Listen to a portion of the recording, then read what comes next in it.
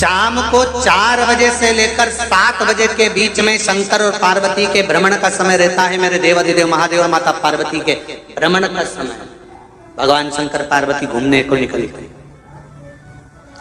इसलिए हमारा सनातन धर्म कहता है शाम के समय पर माताओं को झाड़ू नहीं लगाना चाहिए, शाम के समय पर माताओं को चूड़ी बिछिया नहीं बदलना चाहिए, शाम के समय पर माताओं को मांग में सिंदूरा नहीं भरना चाहिए, शाम के समय पर माताओं को बाल नहीं बांधना चाहिए, शाम के समय पर माताओं को चौखट पर नहीं बैठना चाहिए। उसका कारण क्या है?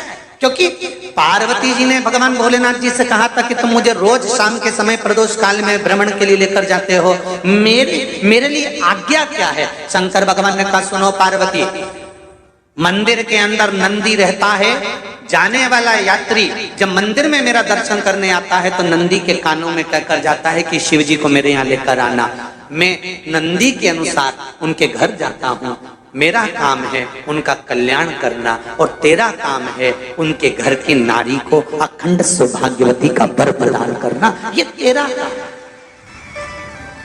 तब पार्वती माता ने कहा अखंड सौभाग्यवती होने का वर मैं तो दे दूंगी, पर उस समय पर माताएं चूड़ी बदल रही होगी, हाथ से चूड़ी निकाल रही होगी तो मैं वर कैसे दे सकती हूँ? मांग भर रही होगी तो मैं वर कैसे दे सकती हूँ? उस समय पर चूड़ी बिछिया बदला जा रहा होगा तो मैं वर कैसे दे सकती हूँ? उस समय पर झाड़ू लग रही होगी तो मैं लक्ष्मी को वहां कैसे भेज सकती हूँ? आप बताओ। तो शंकर भगवान ने कहा प्रदोष का समय एक ऐसा समय होता है, शाम का समय ऐसा होता है जिस समय पर केवल शंकर और पार्वती की आराधना का समय होता है। हम तो कई लोगों से कहते हैं अगर आपके यहाँ संपदा नहीं आ रही है, बहुत मेहनत कर रहे हो, फल नहीं मिल रहा, कहीं नौकरी, कहीं सर्विस या कहीं व्यापार या व्यवसाय में कहीं तकलीफ आ रही है, हम सबसे कहते हैं शाम का समय पकड़ लो, शंकर जी के मंदिर में दिया लगाना प्रारंभ कर दो।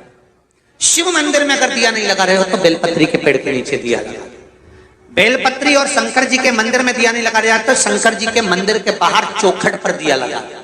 इतना भी नहीं कर सकते तो अपने घर के बाहर अपने द्वार पर दिया लगा दो, पर शंकर जी के नाम का श्री शिवाय नमस्तुभ्यम बोलकर शंकर भगवान को याद कर कर अपनी कामना कर कर बाबा का स्मरण कर कर पंचाक्षर मंत्र नमः शिवाय, षडाक्षर मंत्र ओम नमः शिवाय, द्वादशाक्षर मंत्र ओम नमो भगवते वासुदेवाय, जो मंत्र तुमको याद है उसका स्मरण कर कर लक्ष्मी हो चाहे नारायण हो चाहे राम हो चाहे कृष्ण हो स्मरण कर कर शाम के समय बाहर दिया लगा दो, दरवाजे के पास लगा दो। वो सुनेगा जरूर, आएगा तो उसका वेलकम जरूर होगा और वो कुछ देकर जरूर जाएगा।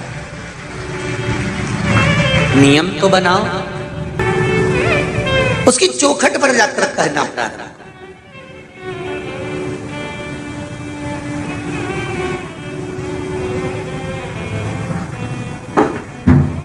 बृहस्पति महाराज ने कहा कि शाम का समय जो प्रदोष का समय होता है उस समय पर इंद्रदेव तुम शंकर जी की आराधना करो। शिव आराधना से शंकर जी जो मार्ग प्रशस्त करेंगे, शिव आराधना से जो शंकर जी कहेंगे वो तुम करना। ठीक है, आराधना करी बाबा भोलेनाथ जी।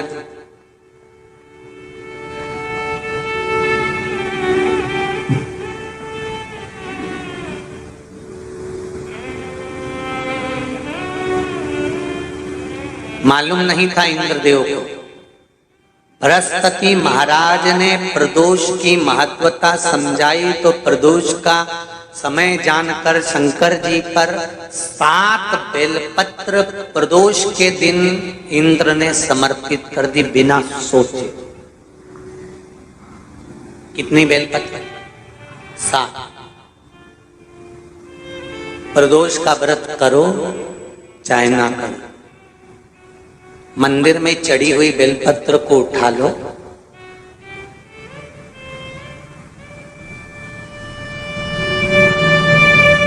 बेलपत्र का ब्रह्म कमल बना लो,